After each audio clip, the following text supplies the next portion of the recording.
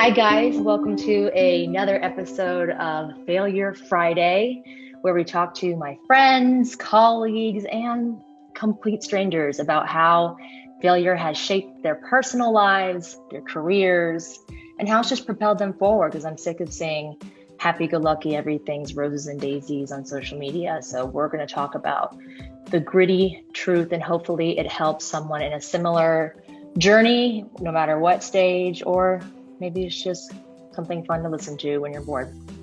Today, we are talking to a friend of mine, Miss Benna. And how long have we known each other, Benna? Has it been a few years now? Couple of years, yep. CEO roundtable, yeah. Yes, so we met in a CEO focus group, which I hold so dearly to my heart. Hopefully we can get Linda on here at some point. And she was one of the first people I met there, clicked instantly. Benna Cail is a teaching and learning expert. She specializes in social and emotional wellness and is the founder and CEO of Strategist and works with leaders in business, education, sports, legal, and that's just to name a few. I mean, I was interested in Benna off the bat because we met. I got into the focus group when I was probably mid to end stage writing our children's book with Antoine. And in order to really put that out there like we wanted to, we needed someone who knew how to write curriculum, because it's easy. It's not easy. You can write a book, but if you want to get that into a school, it has to align with what they're teaching kids. Otherwise, why? Why would you have kids in the classroom read it if you don't have something to teach them? Mm-hmm. And she wrote out an entire layout, and I still look forward to using that when we get to that stage. And her services are, I mean, I have not ventured into her industry with anyone else. No one else has explained to me something like what you do. So I'm glad that you're here to kind of give us a little bit more detail, even more detail than we get to go into in our CEO focus group. So why don't you start there, Benna, and tell us a little bit about how you got here and exactly what do you do? Use examples. Okay. Well, Kendall, thanks so much for this opportunity. I'm excited to be here and excited to share what I know with your world and what you're doing. And so thanks for this opportunity. So I'm excited about talking about failure because I've had several. And I think about it more as mistakes and setbacks, but I've been I've been working since I was 16 years old. So I've been in this for a long time and had a couple of different careers. Was working for a company, and in 2018, we had some new leadership come in and got laid off.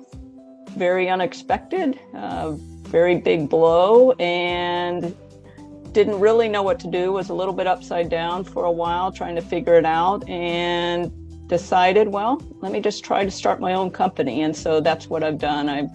I founded BC Strategist, and all of the things that I learned through my teaching and learning education background and then into the corporate world apply to what I'm doing today. So I have a couple of things, kind of a couple of verticals that I work on. One is in the education space. I'm a consultant and I write online curriculum. So online training programs for teachers, and in the social emotional learning space. So I try very hard to help teachers understand how they can embed social and emotional learning into their day-to-day teaching activities, because it is a strong belief of mine and many experts out there that social emotional learning is the foundation to all other learning. So if children aren't feeling safe and secure and they don't have a positive mindset, if their mental health is not a focus while they're trying to learn academics and other things, then they're not going to reach their potential and they won't thrive or succeed. So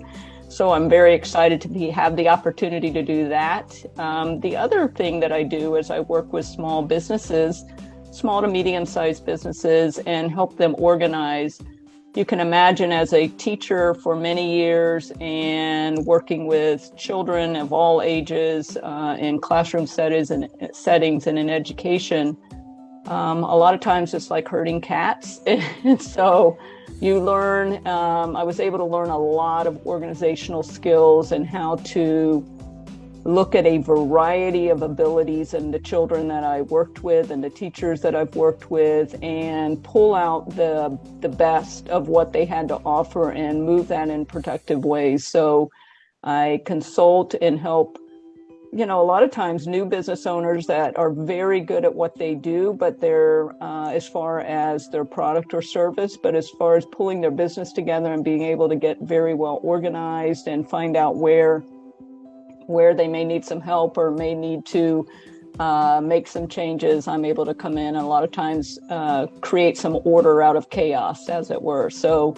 yes, I'm very excited to be doing what I'm doing now. It wasn't the path that I intended to be on at this time, but I wouldn't change it for the world. It was getting laid off a few years ago, happened to be, to me, a blessing in disguise. So I would say my career path now chose me rather than the other way around.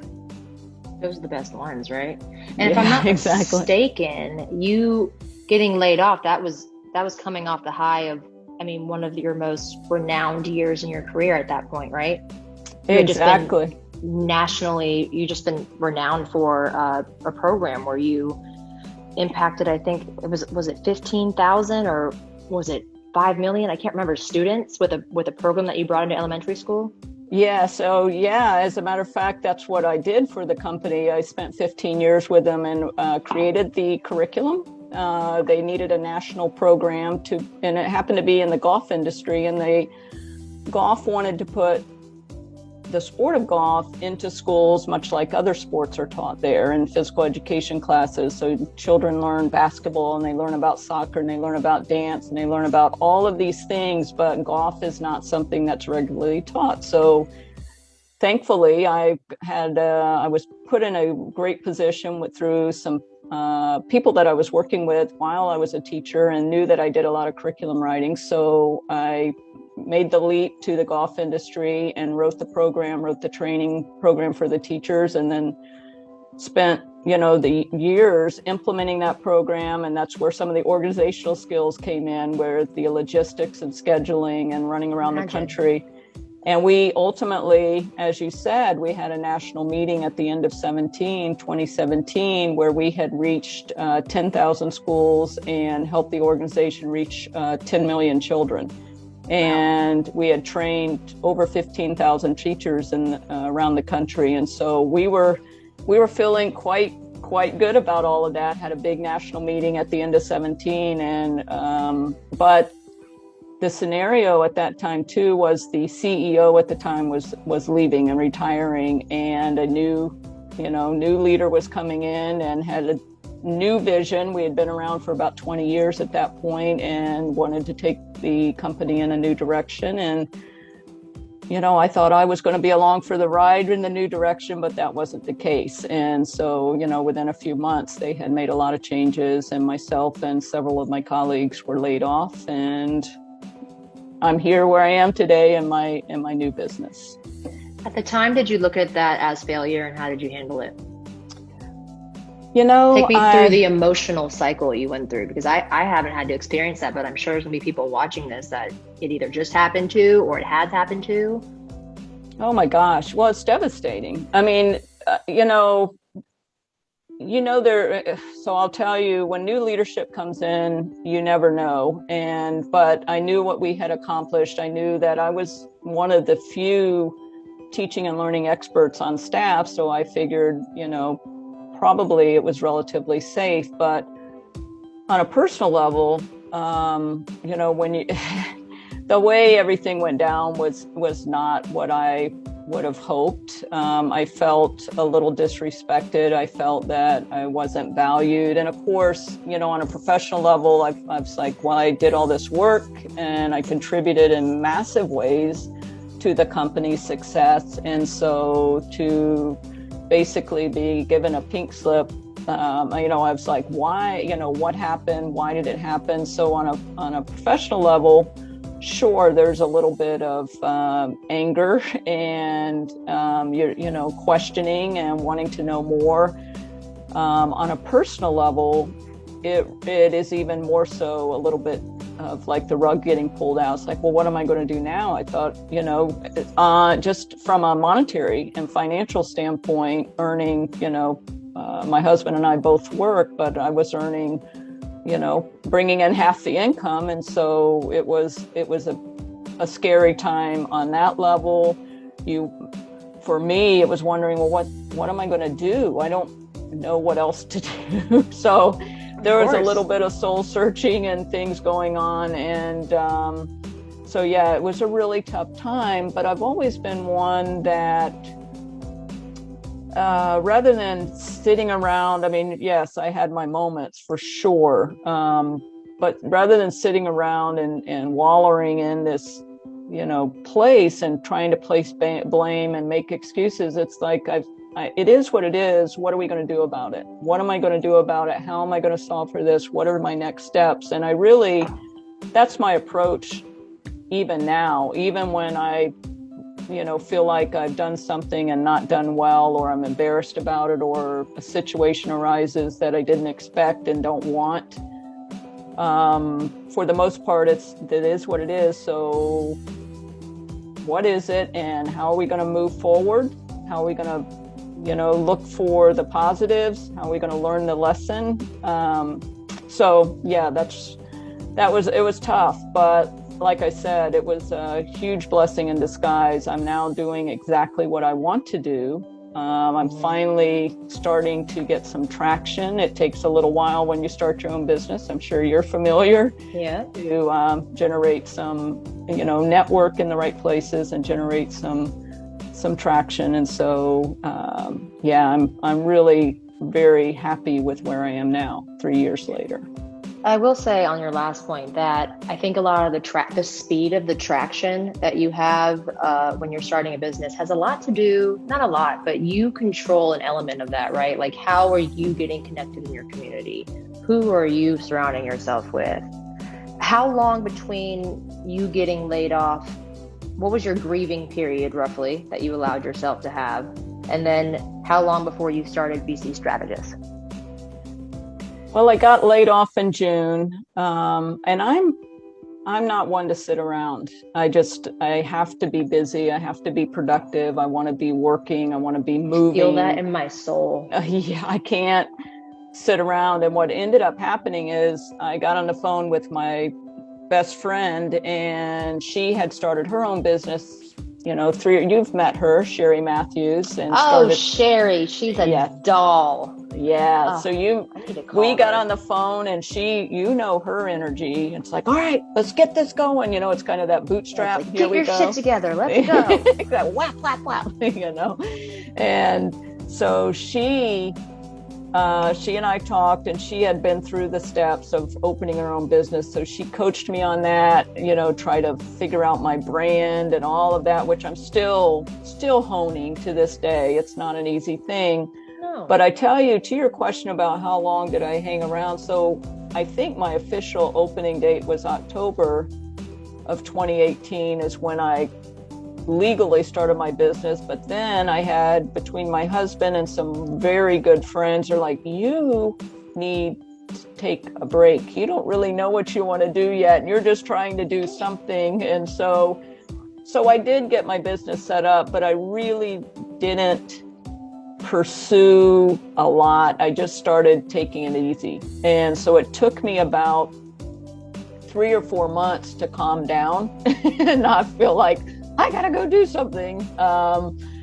I think that's fair. That's real, right? Like, you're allowed to mourn. If you have a job, especially a successful one like you did, that's like a bad breakup. Yeah. It's like someone just left you.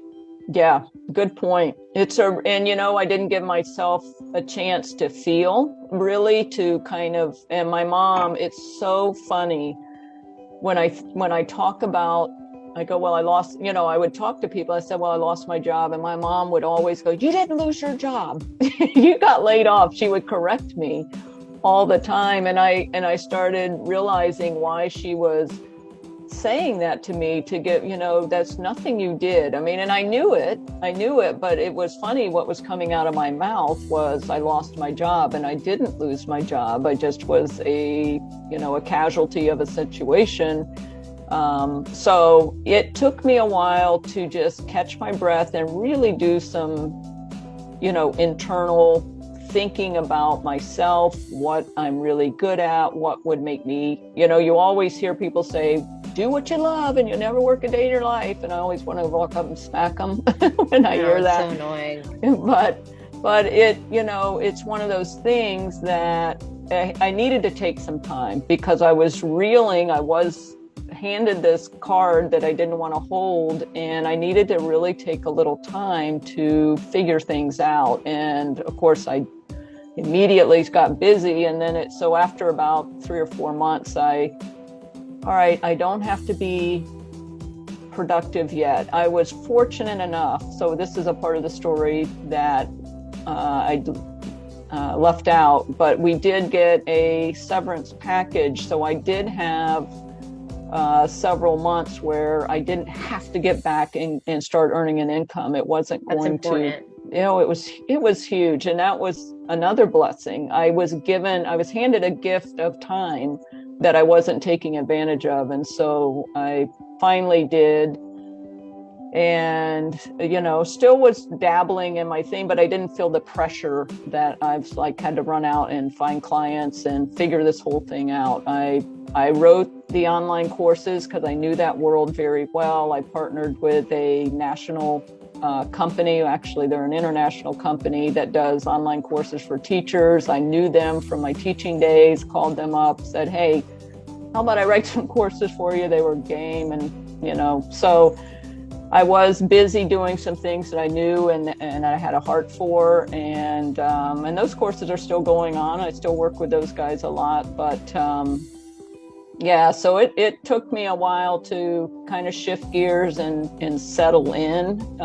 Just like you said, it's a divorce. It's a death of a career, and to not take the time to just figure some things out for myself and give myself a little break. I'd been working since I was 16 years old. So dating myself after 40 years of work, I think I deserved a little bit of a break from rushing into the next thing. Dating yourself. That's a good way of putting it. I've never heard it. Because you had to learn to be alone. You had to learn to be okay with not getting up every day. Yeah. I mean, I have a routine. I wake up at 5 a.m. I do a little Bible study, and then I go work out, and then I go to work. And if that was ever taken away, if a part of that was ever taken away, I would have a hard time adjusting to just my routine being jacked up. Mm-hmm. That would be hard for me. Not despite the actual loss of a job that my routing. Well, and I'm like you. I like routine, and that's the other thing. I like routine. I like being, knowing I'm going to get up in the morning. I got this to do. This is what I want to do. I enjoy a good routine. And I'm OCD, and I'm kind of one of those that likes everything to have, I work at things, and I'm a perfectionist, and not horribly, but I'm a detail person. Maybe that's a better word than perfectionist. I focus on details. I like things done and done right. And so routines are part of that for me. It just orders my world, and I feel secure in that, to have my little things to do. And so yeah, it was it was a big adjustment for sure. I can only imagine. Haven't had a loss like that, but so many people have. And before I move on to the actual question, I think for our audience it's important. A severance package does not come with every job. A lot of times it's connected to tenure. And Benna, why don't you tell us if that was automatic or if you had to apply for it for our audience?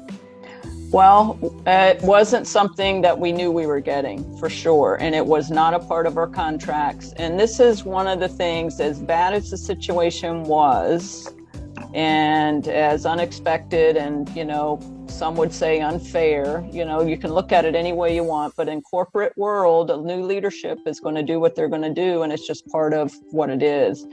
Part of the animal. It's just what it is. And I've known friends way up in corporations, way higher than me, that have been let go. And it's just how that world operates. When it's time to make a change, they make the change. And but I will say, on the severance, that was something they decided to do when they were deciding to make this change. So it was not something that was a part of any package.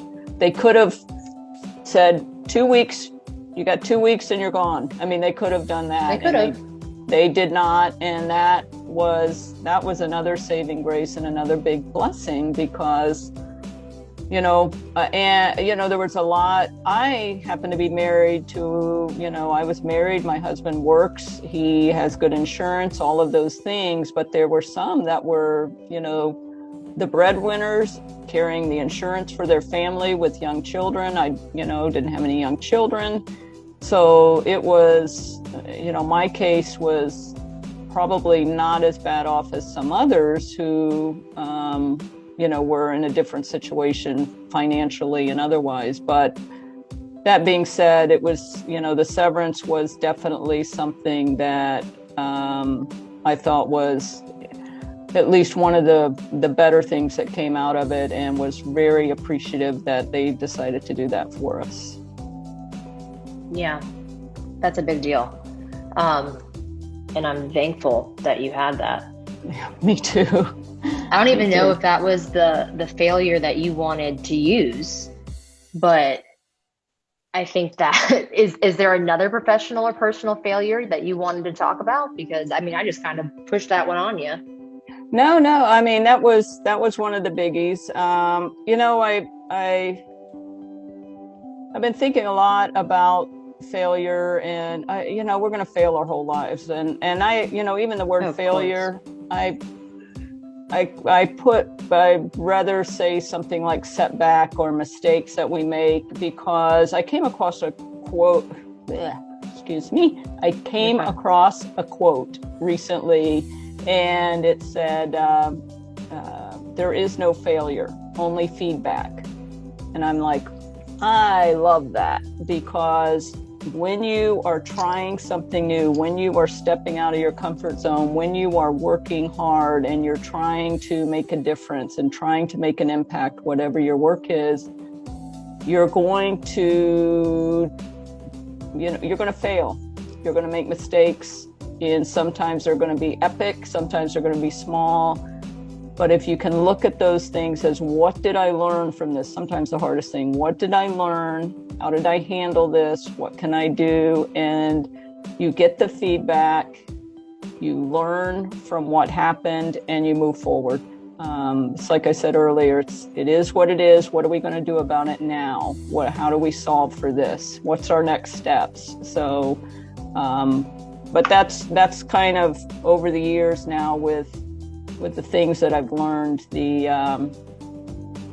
it's getting the feedback, knowing, I guess for me, knowing that I do my very best to approach everything I do with a genuineness and authenticity, with the right motives.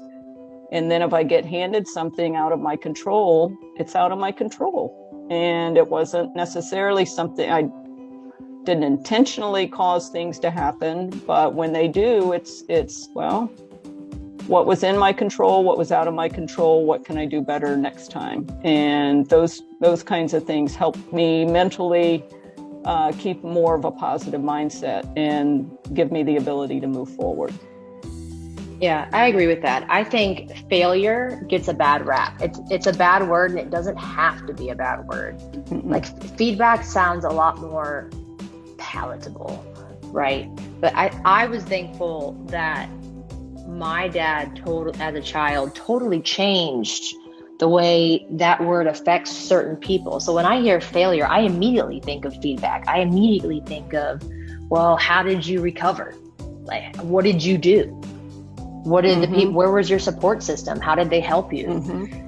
Because I think that those elements are so crucial to have. It sounds like your husband's a huge part of your support system. You have Sherry, who is an incredible person to have in your circle. I mean, a lot of people don't have that. So what advice would you give to someone who has a massive career change or massive personal change and doesn't have that circle to fall back on, or maybe doesn't have the same motivation that you and I have, what advice would you give them, especially from someone who is in the field of emotional intelligence, identifying it and working with it and teaching it? Yeah, I mean, that's a really good question. And I feel very fortunate. My husband is my biggest cheerleader, and he has been so instrumental in me being able to get back on my feet. And even when I'm kind of struggling, he goes, no, I mean, even when I'm not, he always tells me I do great. So even when I'm like, no, that's not helpful though. Yeah, I know. But he's good. He's good. But I tell you what's helped me, Kendall, and it was, trying to network. And I'm an introvert. So no, you are not. I refuse. I am. I'm a huge introvert. If I walk in a room with a big crowd, I'd rather kind of get my one-on-one or small group conversation. I really, as far as connecting well, it's something that I have to work at. And part of what I did was, finding, Linda's group, and starting to network with you and the other women that are and being a part of that, and knowing we're all kind of, in the same boat, trying to find our way and do well. I mean, I had to get out of my comfort zone and start networking. And I really, as a woman and a woman business owner, I just love other women who are forging a path and doing, like you and like Sherry and the women that are in our roundtable group. I just admire and want to build up women like that and want to help. And I want us all to be supportive of each other. And there's so many places in life where women tear each other down, and I don't have any time for it. So my advice to somebody in a situation where is to find other women that enjoy, or, if you're a man, find other men, network with people that are positive, that are ambitious, that are doing things, and that are caring and empathetic. Because, that's one thing failure has taught me, is it's super humbling, right? I mean, when you never think you're all that when you walk down, and then suddenly you're tripping over yourself all over again. I mean, as soon as you think you never arrive, and if you start getting this mindset that, this overconfidence or whatever, arrogance or whatever you want to call it, I really think that all you have to do is think about, some of your path, and it just can very much be humbling and create empathy for others that you watch that are going through difficult times. I mean, we've learned from people in our roundtable group that are really struggling during the pandemic and some of the things that have happened, and it's not easy. And so just finding those people that will build you up and support you and tell you how it is. I mean, you don't want somebody to come in and just, sunshine and roses all the time, because that's not helpful either. But especially as a business owner, that's not even real. You are going to fall on your ass so many times when you start a business. You're going to waste so much money. You're going to overwork and undervalue your time. Mm-hmm. That's why it's so important. Especially, I want to touch on what you said about women business owners. That is something that I am so passionate about. And the reason I'm passionate about it is because and you might be too, I don't know enough about your industry, but I'm in a male-dominated industry. So I am very comfortable at being a type A personality. I'm comfortable inviting myself to the table. I'm comfortable leading a conversation or inserting myself in a conversation that I wasn't invited to, because that's how you get attention in a male-dominated industry. And I was so insecure about networking with women because, and I was just talking about this at girls' night, when women meet me in women's social circles, or even in business, sometimes in business circles, a strong woman comes off hard, rough around the edges, a little too strong. But if you're at a table with men, you're just cool. You're one of the dudes. So I think that when you find other women business owners, and maybe they're not already that confident, or maybe they are, it is so important to foster that relationship, foster that culture, because I don't think it comes as naturally for whatever reason. I'm not going to get into it. For us as women to help each other as it is for men. Like it always feels more competitive, or, you know, if you're one of a few women in an industry, it always feels like, well, you know, there's not room for multiple women at this table in a male-dominated industry. You have to be there for each other as women business owners. That's why it's our focus group. I don't care if I miss every meeting. I'm still going to pay the annual fee every year because I need that group when I need them. I need them there. Yeah. And it might not be once a month, but that's, I just want to touch on that because I know most of my audience is probably women. Shout out to the men there. I mean, if you're a man, network with women. They're going to absolutely hella loyal. I just think that's so important. I'm glad you said that because I'm so thankful for the circle of women business owners that I have, and I will ride till the end for them because I want y'all to be successful. Yeah, exactly. And you bring up a really good point. I think strong women can send, other women sometimes don't understand that, but I think that I so appreciate it. And it's our personalities, and we should be able to, however we come at it, come in and celebrate each other. And it's just so fun to get in there and wrestle around and talk as women and have the perspective we do. And you are exactly right. I'm consulting with a large company right now, and there's only 2 of us women involved, and the rest are men. And so it's, you have a particular style that works very well for you, and I love it because you're funny to me. You say stuff and it's like it's very dry, and it cracks me up. And you're very smart. I love that. But being you would not work for me, so I have to figure out what works for me when I'm in a male-dominated space, and what is my asset, and how do I put my best foot forward and hold my ground and believe in myself and say what I want to say when I want to say it. It's the exact same thing you do. I just come at it a little differently, but it's not getting pushed to the side either, and having a voice in a conversation when sometimes you get shut down and saying, well. So be specific. What are those tools that you use? For me, it's what I had to do was find my voice. It may not seem this way now, but for a long time, I didn't have the confidence I needed. And if somebody questioned me, then I second guessed myself. So, it was almost automatic. If I said something that I believed to be true, or I thought was beneficial or productive for the conversation, and somebody would raise a question about it, I would backpedal. Well, that doesn't work at all.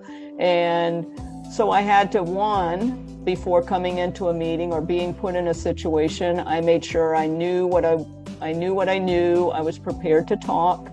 I'm not a person, I know for myself, I'm not a person that thinks on my feet very well. I need to process. I've learned a lot about myself over the years. So if I walk into a certain meeting, or I'm going to be, talking about a certain subject, then I need to be prepared.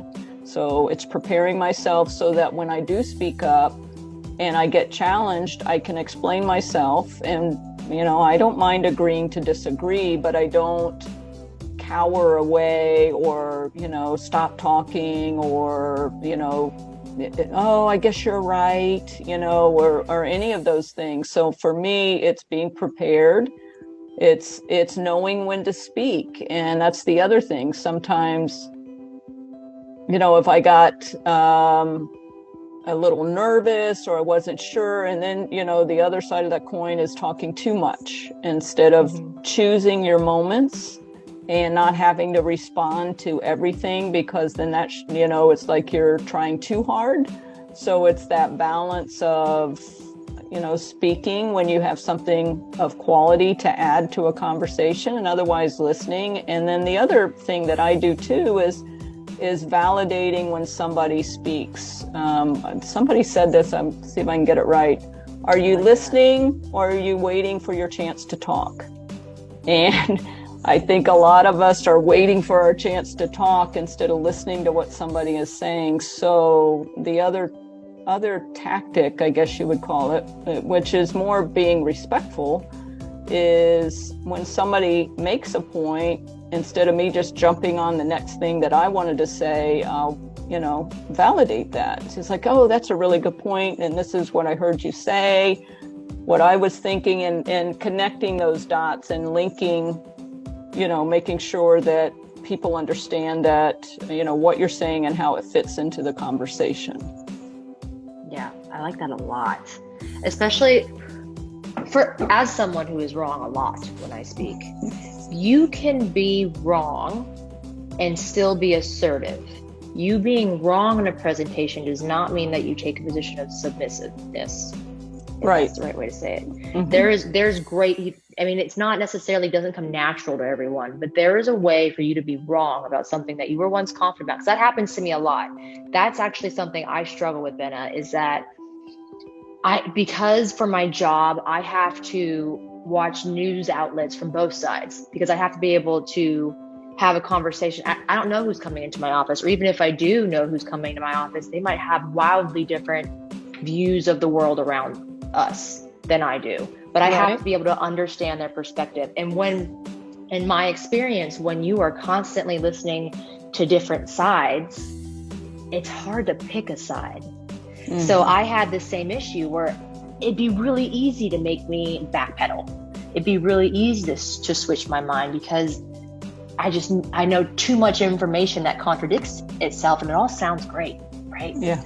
But one thing I had to learn to do was to say I don't know, and not just make up shit. That took me a long time when I was young. Exactly. Just be like, you know what? I don't know. I'm still confident in what I'm talking about, but I'll get back to you on some information. There's grace there, and learning how to hold your ground, admit that you don't know or that you're wrong. That takes some practice. It took me practice. That doesn't come natural to everyone, but I like what you said about talking too much. That's definitely something I do when I'm wrong. I just keep going. But these are things you learn, and you learn through falling on your ass and looking really dumb. Big time. Big time. From conversations like this.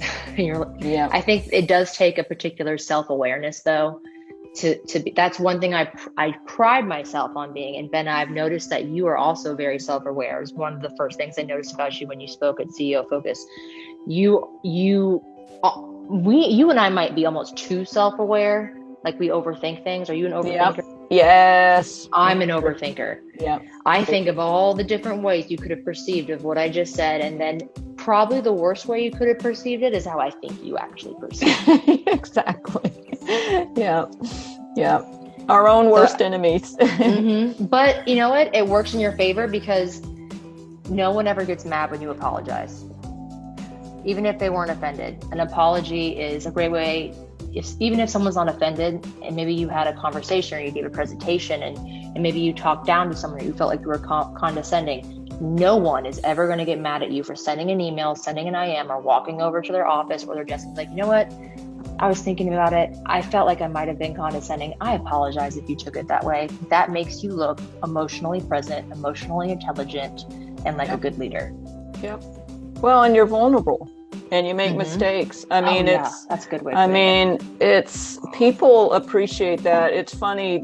I'm consulting for this company, and we're on Zoom calls all week long because we're building a really cool app, and it's pioneering, and there's a lot of conversation about what we want to do. And I've been getting some really good feedback. And when you get good, strong feedback, it feeds your confidence. So then you're more likely to speak up and things. But the other day, I don't know what happened, but the one guy that I talked to the most, he said, man, he goes, you were really babbling the other day, or said something. And I go, I was. He goes, yeah. He goes, well, let us know you're still human. Because I guess I'm, which he gets to say that because he wasn't saying it in a in a mean way. He wasn't saying it to try to get me off my game or put me in my place, which, I can read those things. He goes, "Oh my goodness, I don't know what you must have had a busy day." As he said something, he qualified it. He goes, "Because you were kind of babbling a little bit in our call." And I go, "I was?" I go, "Oh my goodness, sorry about that." And he said, "You must have a different relationship with him," because I would have been like, it depends on who it's coming from, because there's another guy that had it come from him, because I've produced some things that weren't getting done. I'm highly organized, and we didn't have, some schedules and some task lists that needed to be done and some calendaring and some things like that. And so I produced some things. So I know I was stepping on some toes, but we were stalled. And we have a deadline, and we needed to get some things done, and it really wasn't my job, but I did it. And then in a call, I could tell that one of the guys was, kind of poking at it and goes, "Well, it doesn't have this and it doesn't have that." And I go, "Yeah, it's a high level view. It's a conversation starter, blah, blah, blah." So, I definitely know when somebody is on my side and just kind of poking me in the ribs a little bit and teasing me, versus somebody that is trying to undermine me or make me look bad in front of the group. I've been there enough times. And that's where I think there's the art of not reacting emotionally, because women can react in an emotional way instead of going, well, tell me a little more. This is what my intent was. What did you mean by that? I just want to make sure we get it right. And you can call them out in a way that is actually very productive, and you hold your ground. It's very professional, very, respectful of the person. I don't know what he's going through. Maybe he got his butt chewed out because he didn't have, and he happens to be in a, so I don't.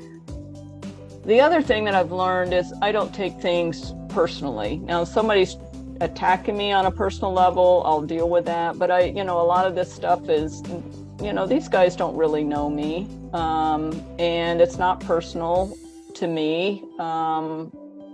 In the way I'm going to respond to it. I might vent to Steve, my husband, afterwards. I go, "Yeah, we won't believe what I put up with today, But on a call, I'm going to be very professional, and I've learned to, when to speak up and when to just, let questions go and to step in. But I do wanted to circle back to what you just said about, admitting when you're wrong, or you said the wrong thing, or it didn't come out right. I think that is such a powerful tool when you can walk up to a person and go, "Listen, man, I am so sorry that came out.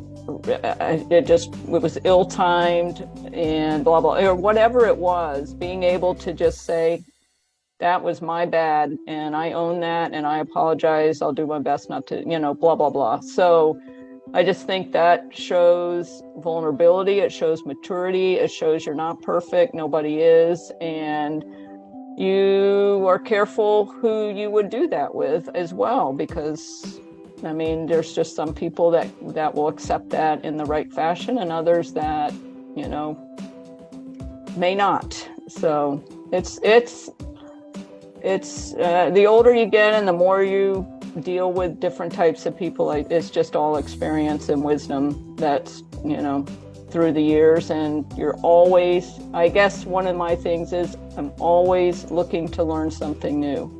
And cheers to that. Always. Yeah, always, every day. What am I going to learn about whatever today? And when you have a growth mindset, that's kind of a new term they're using, or a term that's been around, is a growth mindset. And it's like, I don't know everything yet, and I never will. So I can learn something new. I can learn even things that I think I know. And like you said, I get a different perspective from somebody that I may or may not agree with, but I'm not walking in their shoes either. So just learning to listen and hear from people that are on a different journey than I am, and being able to value them in their place. And,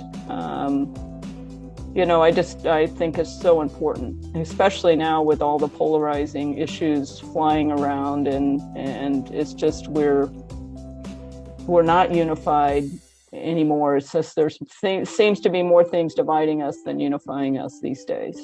Absolutely. I would say today it's fundamental to know how to separate your opinions and know when you need to build a community and when you need to heal a community, whether it's your work community, whether it's your family. I mean, this is the first time in my life and that my family is divided because of political views. Like, to me, that is so ridiculous. So ridiculous. Yeah. So just to be able to go to a holiday, even this isn't even work related, but to be able to go to a holiday with your family and just take on the leadership role and foster, when someone starts talking about politics, hey, this is a family event. Let's talk about something else. Like, we all love each other. We're here.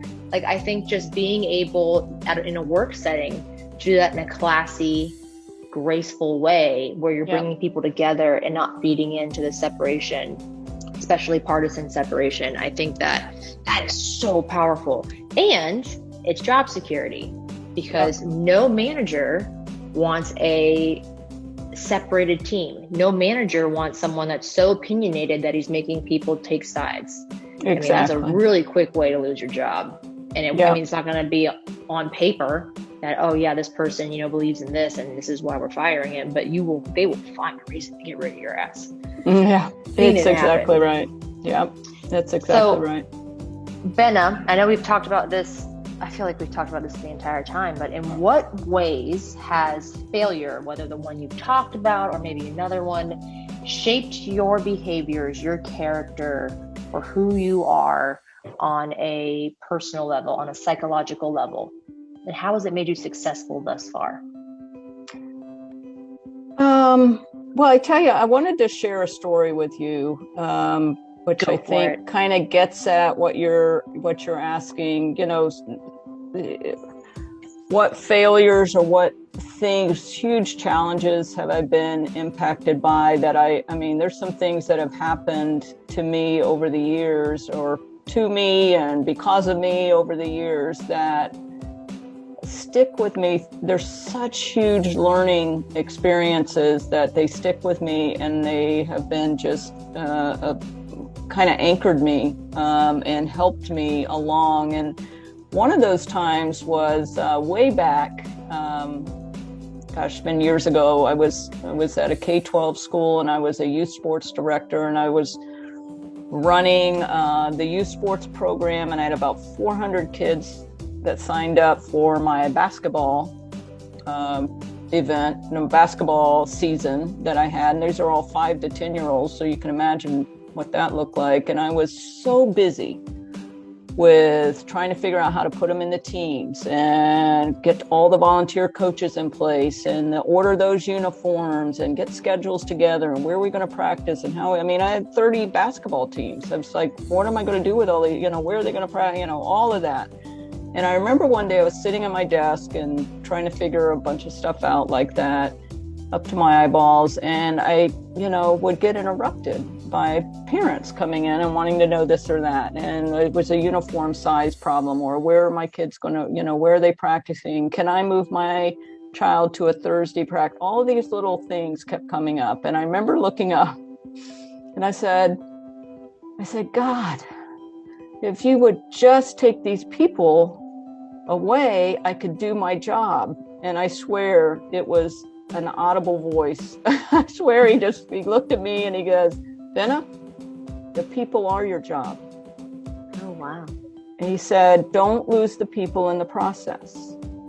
And what that taught me, what that taught me was, I am one that wants to get all my I's dotted, all my T's crossed, all my paperwork done, all my, what is it? I'm writing a curriculum. I got to get it done. I don't need to be bothered. I got to do this. I got to do whatever it is.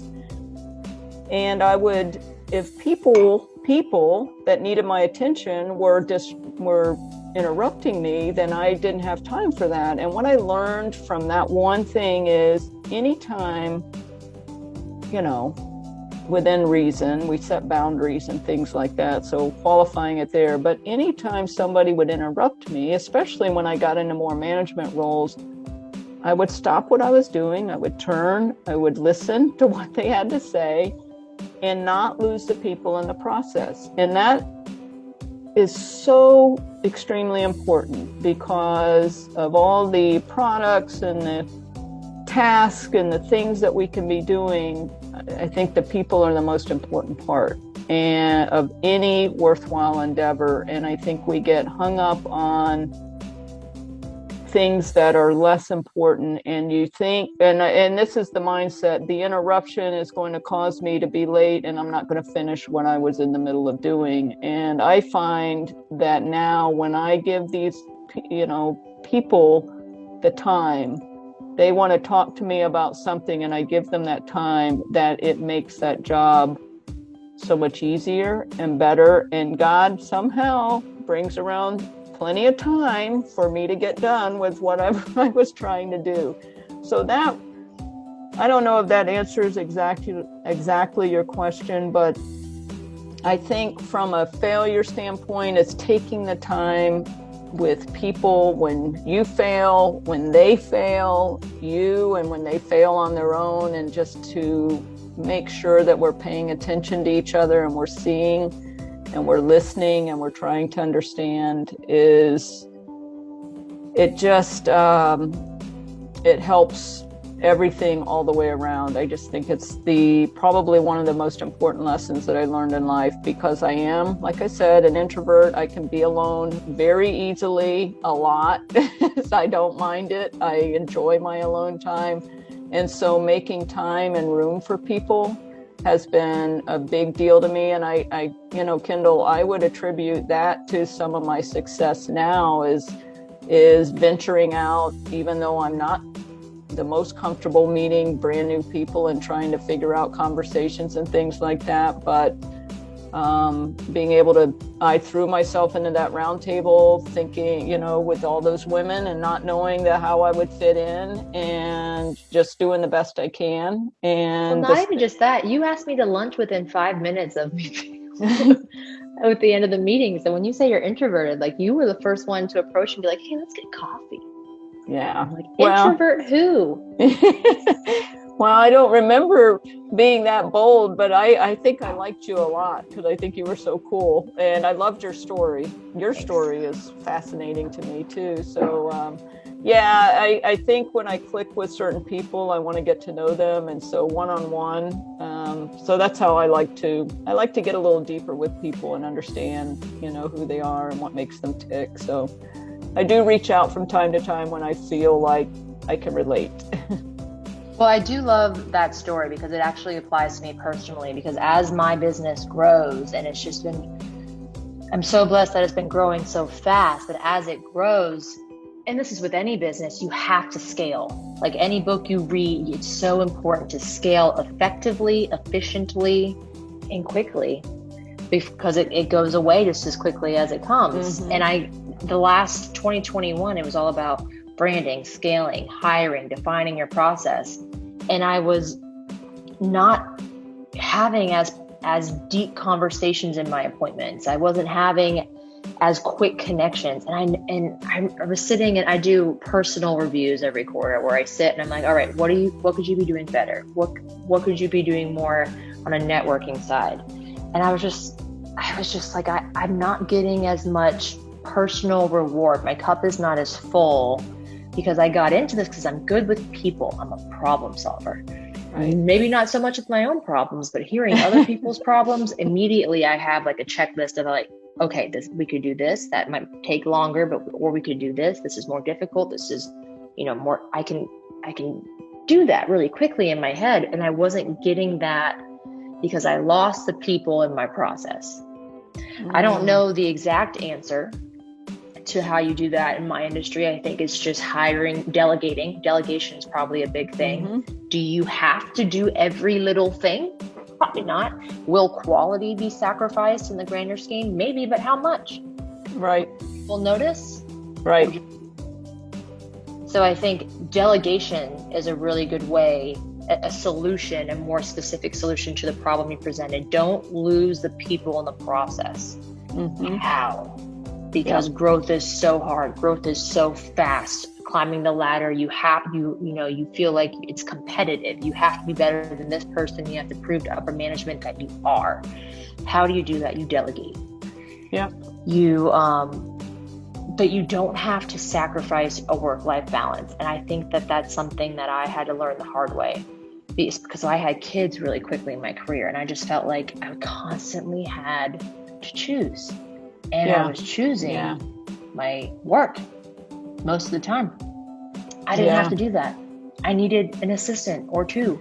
I needed a marketing person. I needed someone to do my follow-up, because do I really need to be calling those warm leads? No, I just need them on my calendar. And then I connect with them on a phone call.